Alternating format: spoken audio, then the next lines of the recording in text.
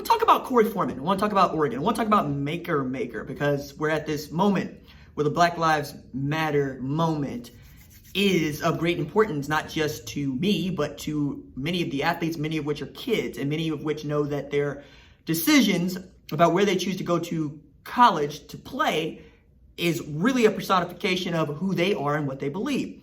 Maker becomes the first 5-star recruit to announce his commitment to play at Howard, which is a historically black university and a proud one at that, with a tremendous tradition.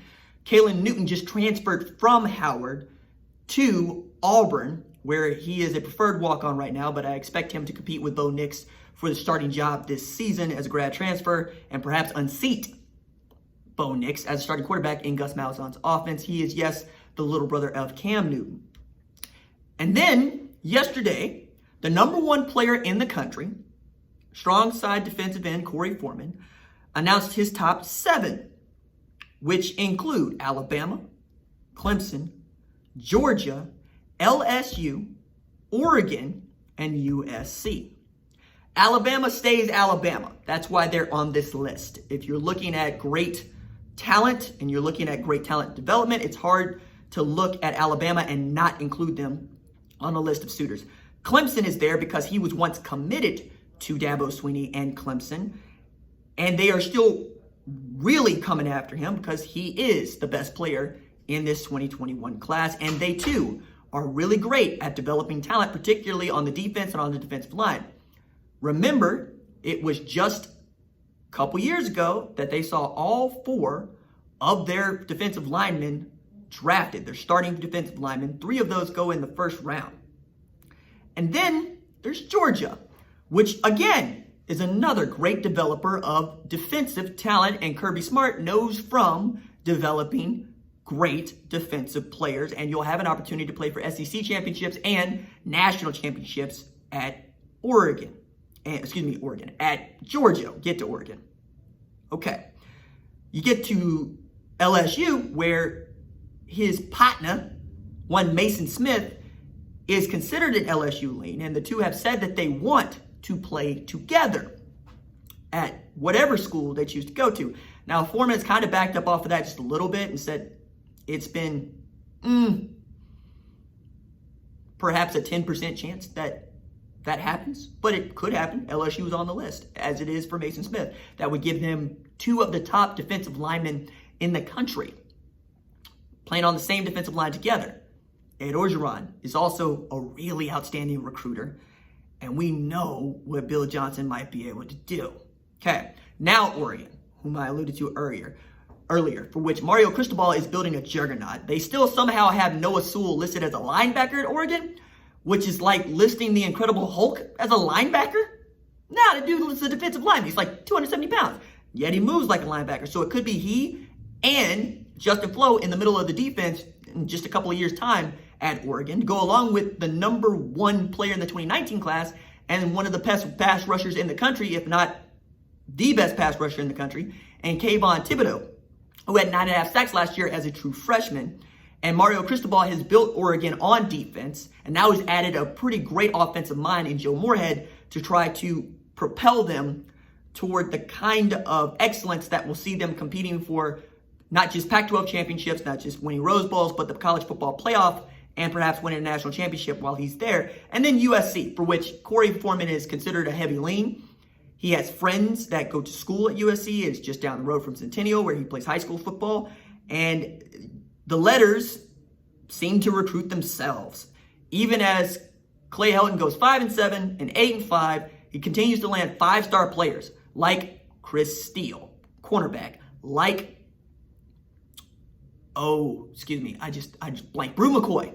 Blanking on that dude's name. Who transferred from Texas to USC after first committing to USC on national TV.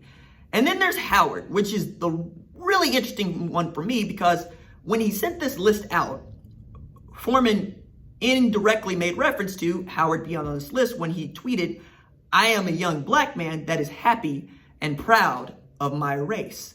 The Black Lives Matter movement is and forever will be powerful and definitely never forgotten." Now, Foreman has yet to visit Howard or LSU for that matter, And among the group, he has seen Alabama, Clemson, Georgia, Oregon, and SC, and again, was a one-time Clemson commit just up until April. Now, we've had lots of rumors to show that Oregon is surging, that USC is surging, but the SEC remains the SEC, and LSU, Georgia, and Alabama are going to show their appeals. If you're looking at the crystal balls, you're going to see a heavy USC lean there. But I think he wants to give Howard an opportunity to win him. He told 247 Sports, the biggest thing for me is finding a place where I'm comfortable and can be developed. I want to play with other great players as well. That's big for me because that's how you get better. Right now, I'm just taking everything in and excited to go through the process. He goes on to say, I'm going to take as many visits as I can. I want to commit at the All-America Bowl if possible, but if not, it will be later in the year, closer to December signing period, assuming that's still going on. Knowing how he has spoken about his recruitment, especially since reopening his recruitment from Clemson, what he's saying here about being developed is where Howard falls off the cliff, right? It's not just that Howard does not have a great tradition here recently of putting outstanding talent into the draft. It's that Howard plays FCS football in a year in which Morehouse has totally canceled the football season, right, among HBCUs. And you can be a great talent coming out of an HBCU. I mean, Darius Leonard is an All-American and an All-Pro at South Carolina State, and he is the backbone of the Indianapolis Colts. And we can look around and we can find other great HBCU talent, but you really have to go back to the 60s and the 50s for the last time that they were just hand over fist putting dudes into professional football. I mean, at one point, the AFL drafted 8 players from Jackson State alone. And we're talking about Otis Taylor being one of the top draft picks in the AFL. And Buck Buchanan, for which the award is named for the best defensive player in FCS, went to Grambling. You know, these are all schools that were really great at putting talent into the professional ranks. And then with integration, we saw Alabama, Oregon, USC, Georgia, LSU start to go and recruit those players because they're the flagship universities and they're getting most of the federal money and they're getting most of the federal funding. And we see HBCUs go by the wayside because there's just not enough money to sustain the arms race that comes from television and television contracts. As a matter of fact, when we had a division split up between the FCS and Division I or what we would call Division I AA and Division I football, it was really the HBCUs looking to take the money that was on the table to take the guarantee rather than have to compete with Alabama or Texas or Oklahoma for national television spots that were being doled out by the NCAA and not by the conferences. And then in 1984, the University of Oklahoma led a class action lawsuit to say, no, we want to have say over whether or not we get to play national televised games. Matter of fact, one of my favorite stories from that moment in the 70s when Barry Switzer took Oklahoma up to Columbus to play Ohio State for the first time is that Joe Paterno pulled out of the junket of college football coaches going around the country to promote games because he found out that Penn State, Maryland was not going to be broadcast in New York, which at the time was the biggest market for his recruiting area. And he just decided, I'm no longer participating. He was that pissed about it.